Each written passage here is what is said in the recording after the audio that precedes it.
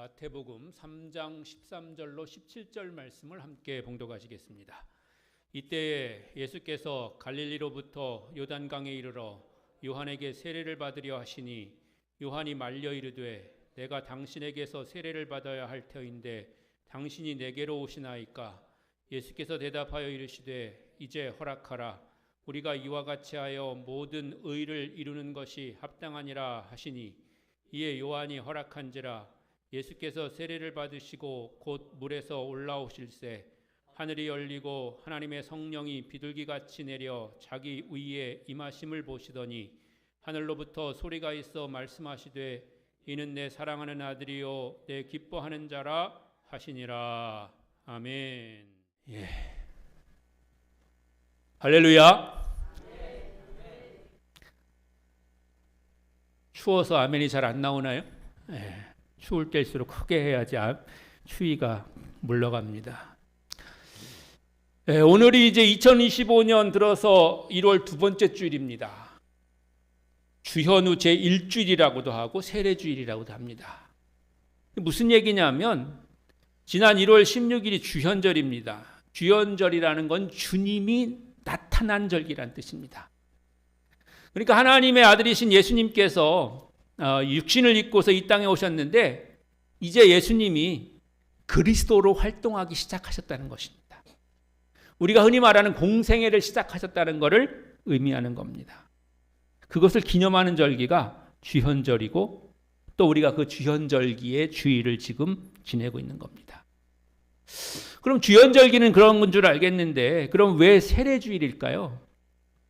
예수님이 공생애를 시작하시면서 세례를 받으셨습니다.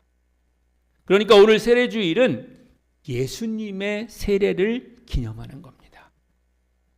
2025년을 시작하고 이제 예수님의 공생애를 시작하는 주현절 제1주를 맞이해서 우리 교회 모든 성도들이 그리스도와 또 그 은혜와 복이 이 주일에 넘치게 되시기를 주님의 이름으로 간절히 축원합니다. 오늘 본문은 이때라는 시간을 나타내는 접속사로 시작합니다. 당연히 앞의 이야기와 연결됐다는 뜻입니다. 그럼 앞의 이야기에 뭔 얘기가 나왔을까요? 3장 1절로 12절까지는 세례 요한에 대한 이야기입니다.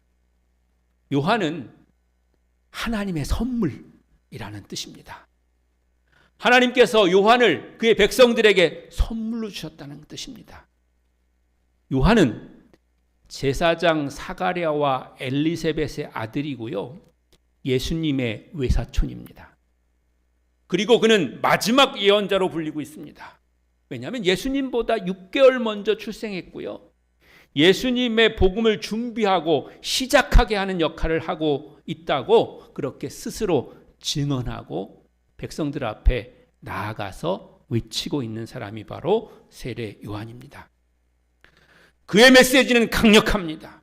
회개하라! 천국이 가까이 왔느니라. 독사의 자식들아!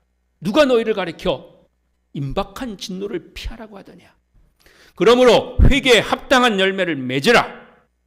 이미 도끼가 나무 뿌리에 놓였으니 좋은 열매를 맺지 아니하는 나무마다 찍혀 불에 던져지리라. 정말 센 말들입니다. 이 말들은 믿지 않는 사람들에게 한 말이 아닙니다. 믿는 이들에게 한 말입니다. 돌아보면, 냉정하게 생각해보면 이런 말을 들을 수 있는 부분이 우리에게도 지금 분명히 있습니다. 그러므로 우리는 주님 앞에, 말씀 앞에 겸손히 돌아보아야 할 것입니다. 뱀은 지혜로운 동물로 묘사되기도 하지만 지혜로운 만큼 교활하고 속이는 동물로 그렇게 표현되기도 합니다. 에덴 동산에서 하와와 아담을 유혹해서 죄를 짓게 하고 여인의 후손의 발꿈치를 문 것이 뱀의 후손이라는 것입니다. 그러므로 그들의 형편은 뿌리부터 잘려나갈 수밖에 없는, 그리고 던져져야만 하는, 도저히 가망이 없는 무익한 나무들로 그렇게 표현되어 있는 겁니다. 세례 요한의 이러한 모습은 그의 활동이 절정의 때에 있음을 말해주는 겁니다. 모든 것이 잘 준비되고 강력한 그런 상황 가운데 있으니까 이런 독한 말도 센 말도 할 수 있는 것이겠죠. 실제로 세례 요한은 당시 사람들에게 큰 영향력을 미쳤습니다. 많은 사람들이 이 요한 주변에 모여들었고요. 제자들도 많이 생겼습니다. 후에 요한의 제자였던 사람이 예수님의 제자가 되기도 했습니다. 그러나 세례 요한은 자신에게 맡겨진 하나님의 사명과 자신의 때를 분명히 알았습니다. 요한은 11절과 12절에서 이렇게 증언합니다. 나는 너희로 회개하게 하기 위하여 물로 세례를 베풀거니와 내 뒤에 오시는 이는 나보다 능력이 많으시니 나는 그의 신을 들기도 감당하지 못하겠노라. 그는 성령과 불로 너희에게 세례를 베푸실 것이요 손에 키를 들고 자기의 타작마당을 정하게 하사 알곡은 곡간에 들이고 쭉정이는 꺼지지 않는 불에 태우시리라. 아멘. 예수님의 세례는 성령 세례고 불세례입니다. 성령은 영이란 뜻과 함께 생명이란 뜻을 가지고 있습니다. 하나님의 영은 인간에게 생명을 불어 넣어주시는 것입니다. 죄로 인해서 억눌렸던, 그래서 죽은 자 같던 자들에게 새 생명을 주시는 겁니다. 하나님이 태초에 사람을 흙으로 지으시고 생기를 그 코에 불어 넣으시니 사람이 곧 생명이 된지라 에서 그 생명을 회복하게 하시고 충만하게 하시는 겁니다. 또한 성령은 바람의 의미가 있습니다. 바람은 스스로 강한 힘을 내고요. 찌꺼기를 날려버리는 효과를 가지고 있고요. 또 불을 더욱 일어나게 하는 촉매작용을 합니다. 또 이어지는 불세례는 죄악을 불로 태워서 철저하게 심판하시고 그것을 태워서 참된 것만 남게 하는 것입니다. 그리고 또한 불은 빛이 있어서 어둠을 물리치고 모든 것을 밝게 만듭니다. 태초에 하나님이 천지를 창조하실 때 가장 먼저 하신 일이 빛이 있으라 하신 겁니다. 빛은 모든 창조의 근원이고 회복의 시작인 줄로 믿습니다. 그러므로 세례는 거듭남의 상징이고 증표인 겁니다. 우리가 받은 그런 세례는 이와 같은 의미와 능력이 그 속에 포함되어 있는 겁니다. 세례를 받는 것이 단지 구원받고 교회의 일원이 되었다고 하는 것을 공증하는 것일 뿐만 아니라 우리 안에 창조의 질서를 회복하게 하는 것이고요. 하나님의 능력을 얻게 하는 것임을 여러분 기억하시면서 내가 받은 세례가 나를 새롭게 할 뿐만 아니라 하나님 나를 지으신 창조의 질서가 회복됨으로 말미암아 하나님의 은혜와 복을 받는 성도로 거듭났음을 기억하고 그 안에 거하시는 여러분들 되시기를 주님의 이름으로 간절히 축원합니다. 오늘 본문의 시작인 이때가 바로 그런 의미입니다. 이때에 예수님께서 갈릴리에서 요단강으로 오신 겁니다. 그것은 요한에게 세례를 받기 위함이었습니다. 그런데 요한도 그렇게 얘기했지만 지금까지 우리가 살펴본 바와 같이 예수님이 요한에게 굳이 세례를 받을 필요가 없는 겁니다. 오히려 그 반대로 하는 것이 오히려 자연스러울 것입니다. 내 뒤에 오시는 이는 나보다 능력이 많으시니 나는 그의 신발 들기도 감당하지 못하겠노라 이렇게 말합니다. 그러나 예수님이 세례 요한에게 세례를 요청한 것은 모든 의를 이루기 위한 겁니다. 지도력의 온전한 교체입니다. 세례 요한의 고백대로 예수님은 흥하여야 하겠고 나는 자신은 쇠하여야 하리라 하는 것입니다. 이렇게 함으로써 세례 요한의 공적인 활동이 끝나게 됩니다. 그리고 예수 그리스도의 시대가 열리는 것입니다. 이것은 누구보다 낫다거나 못하다거나 이런 걸 얘기하는 것이 아니고 서로가 상호 충돌되지 않아야 함을 말해주는 겁니다. 시대에 따라서 하나님이 사용하시는 대로 쓰임 받고 자신의 쓰임이 다하면 조용히 뒤로 물러나는 것입니다.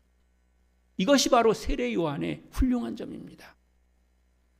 그 당시에 메시지나 또 눈에 보이는 세력으로는 세례 요한을 무너뜨릴 것이 없었습니다. 아마도 세례 요한이 자신이 하던 일을 계속했으면 예수님의 활동을 압도했을 수도 있습니다. 만약 예수님과 경쟁을 하려고 했다면 충분히 세례 요한도 경쟁 상대가 되었을 것입니다. 그러나 세례 요한은 그렇게 하지 않았습니다.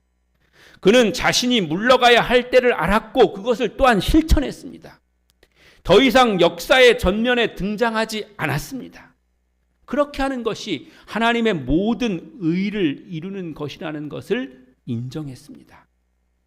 아름다운 뒷모습을 보인 것입니다.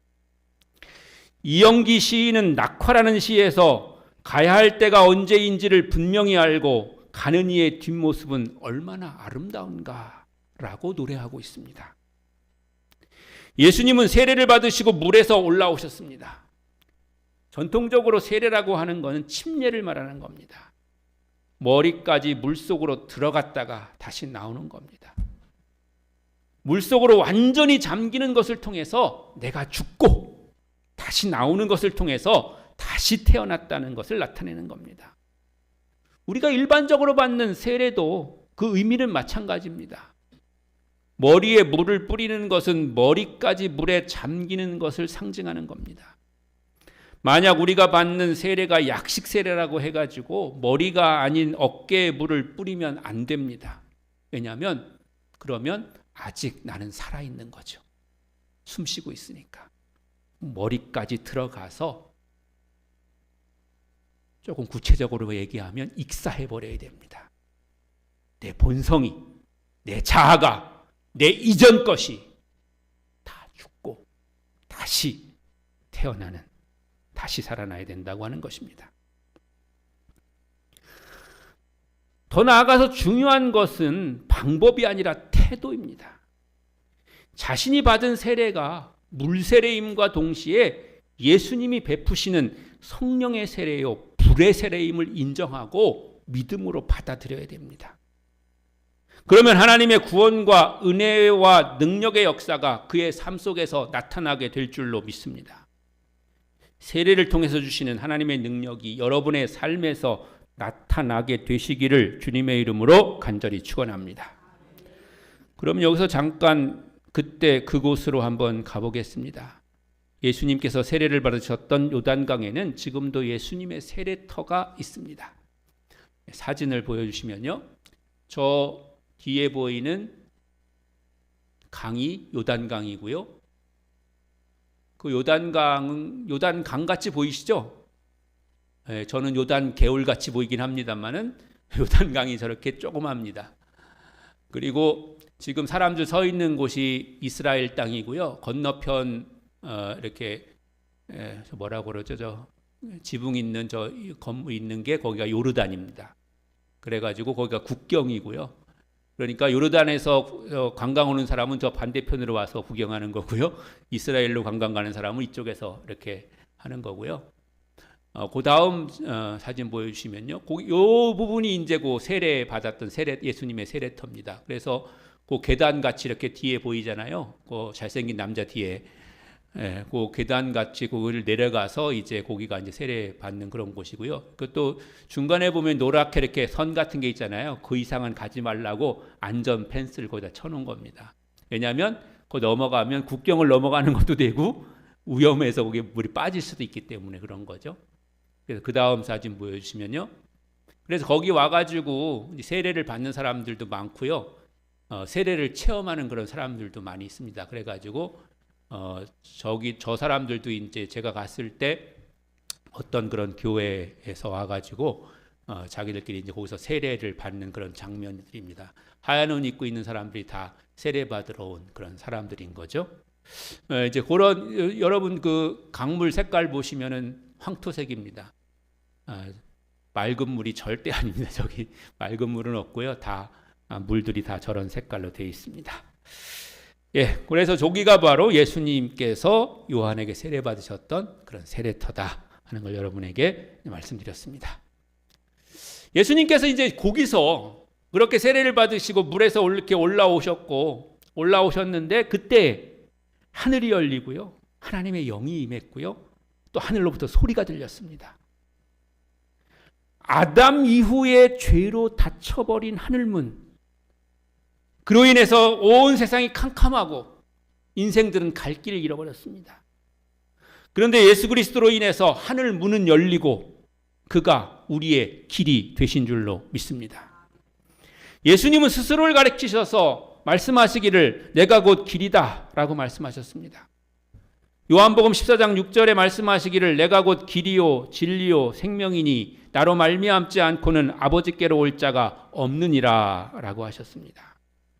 우리는 예수님의 가신 길을 따라 걷는 것입니다. 그 길의 끝은 하늘로 연결되어 있습니다. 다른 길은 없습니다. 오직 한 길, 예수 그리스도를 통한 길만이 하나님께로 갈 수 있는 겁니다. 우리가 그 길을 가다 보면 때로는 좁은 길, 또 넓은 길도 있을 수 있지만, 빠른 길도 있지만 돌아가야 될 길도 있습니다. 편한 길도 있지만 험한 길도 있고 고든 길이 있는가 하면 굽은 길도 있습니다. 그런 길들이 많이 있습니다. 그러나 그런 모든 길 가운데 우리가 가야 될 길은 바로 예수 그리스도의 길인 줄로 믿습니다. 그 길을 따라 걷는 것입니다. 아니, 예수님 스스로가 길이 되신 것입니다. 다시 말씀드리지만 그 길의 끝은 하나님 나라입니다. 예수님은 하늘 문을 여신 분이십니다. 예수 그리스도와 함께 영원한 하나님 나라에 이르도록 하늘 문을 향해 나아가는 그런 성도 되시기를 주님의 이름으로 간절히 축원합니다. 두 번째로는 하나님의 성령이 임하셨습니다. 성경에서 성령은 주로 물과 불과 바람 등의 모습으로 표현됩니다. 그런데 예수님에게 임하신 성령은 비둘기처럼 임했습니다. 그림에서도 많이 보셨을 겁니다. 비둘기가 막 이렇게 내려오는 그런 그림들을 많이 이제 표현하고 있는데요.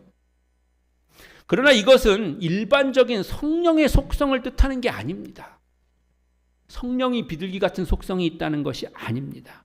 오히려 그 비둘기 같이 내리는 그 성령의 그런 모습은 예수님의 품성과 예수님에게 주어진 하나님의 사명을 보여주는 겁니다. 자신을 낮추시고 고난을 당하신 예수 그리스도이십니다. 유순하고 겸비하고 순결하고 순종적이며 결백하고 해방을 나타내는 것입니다. 그리고 악이나 고통을 인내하고 순종하는 동물의 표상인 비둘기는 예수님을 나타내기에 아주 가장 적합한 그런 모습이고 그런 표현인 겁니다. 그러니까 성령이 비둘기같이 또는 비둘기처럼 임하셨다는 것은 성령이 어떤 모습이냐라고 하는 걸 설명하기 위한 것이 아니고 성령이 임하심으로 시작하게 된 예수 그리스도의 사역이 어떤 사역이냐라고 하는 것을 말씀해 주고 있다는 겁니다. 예를 들자면 이런 겁니다. 이사야 53장 2절로 3절에 그는 주 앞에서 자라나기를 연한 순 같고 마른 땅에서 나온 뿌리 같아서 고운 모양도 없고 풍채도 없은즉 우리가 보기에 흠모할 만한 아름다운 것이 없도다. 그는 멸시를 받아 사람들에게 버림을 받았으며 간고를 많이 겪었으며 질고를 아는 자라. 마치 사람들이 그에게서 얼굴을 가리는 것 같이 멸시를 당하였고 우리도 그를 귀히 여기지 아니하였도다. 아멘. 또 마태복음 10장 16절은 이렇게 표현하고 있습니다. 보라, 내가 너희를 보냄이 양을 이리 가운데로 보냄과 같도다. 그러므로 너희는 뱀같이 지혜롭고 비둘기같이 순결하라. 아멘. 예수님의 모습이 바로 이런 모습이셨다는 거예요. 이 땅에 오신 예수님은 만군의 여호와 하나님의 아들이시지만 겸비하시고 유순하시고 자신이 순종의 제물로 드려지는 비둘기같이 그렇게 자신을 드렸으며 인내와 또 순종으로 순결한 비둘기같이 사신 그리고 그 일을 감당하실 분임을 말씀하고 있는 것이죠. 그리고 그의 길을 걸어가는 여러분도 예수님을 닮은 주의 자녀가 되어야 할 줄로 믿습니다. 주님을 닮아가는, 그래서 비둘기 같은 그런 모습으로 주의 일을 감당하는 여러분들 되시기를 축원합니다. 세 번째로는 하늘에서 소리가 들렸습니다. 이 소리는 자연의 소리이거나 알 수 없는 진동이 아닙니다. 분명히 알아들을 수 있는 소리입니다. 이 소리는 공생의 중간인 변화 산상에서도 들렸고요. 결말에 해당하는 순환기간에도 다시 들립니다. 즉 이 소리는 그리스도를 지지하고 힘을 더하는 하나님의 음성인 것입니다. 이는 내 사랑하는 아들이며 나는 그를 매우 좋아한다 하는 그런 말씀입니다. 사랑하는 아들이라고 하는 것은요, 유일한 아들을 의미하는 것입니다. 우리가 독생자 이렇게 얘기하잖아요. 그렇게 얘기하는 것과 의미가 상통하는 겁니다. 시편 2편 7절은 너는 내 아들이라 오늘 내가 너를 낳았도다 라고 말씀하시는데요. 하나님과의 특별한 관계를 나타내는 겁니다. 구원받은 하나님의 자녀들은 하나님과의 특별한 관계를 가지게 된 것이고 또 많은 사람들 가운데 선택된 거고 선택된 사람들 중에서도 특별한 한 사람으로 하나님께 기억되고 있는 줄을 믿으시길 바랍니다.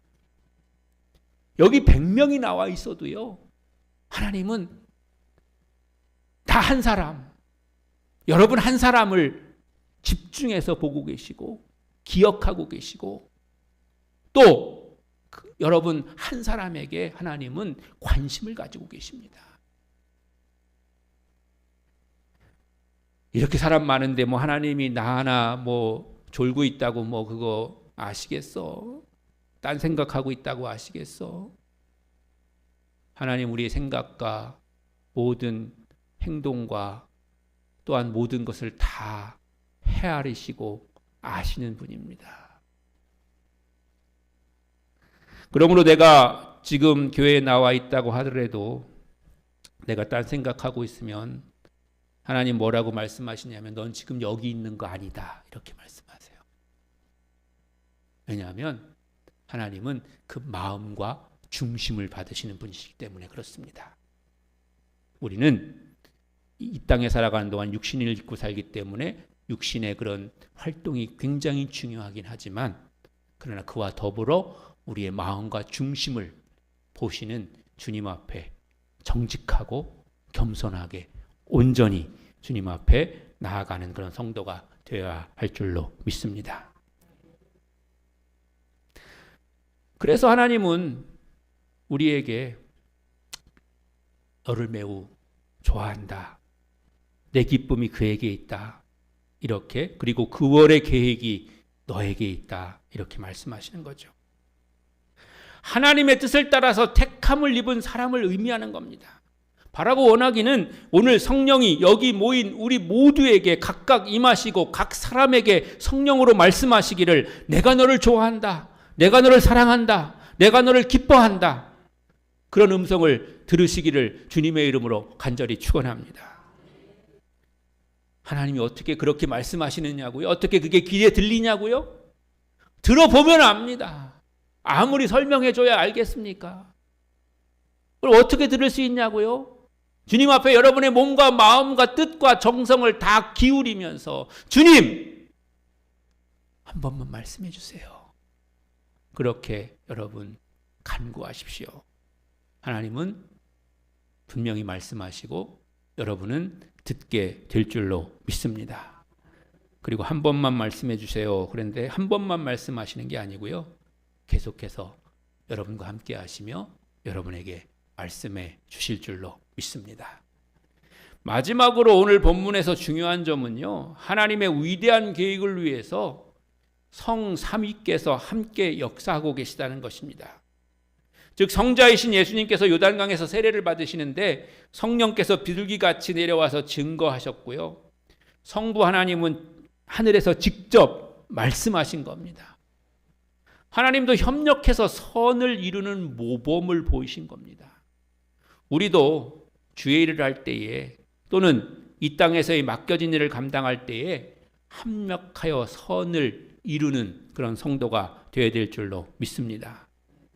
오늘 우리는 이 땅에 오신 예수님이 공적 삶을 시작하시기 위해서 세례받으시는 장면을 통해서 예수님을 깊이 알고 하나님의 뜻을 깨닫게 됐습니다.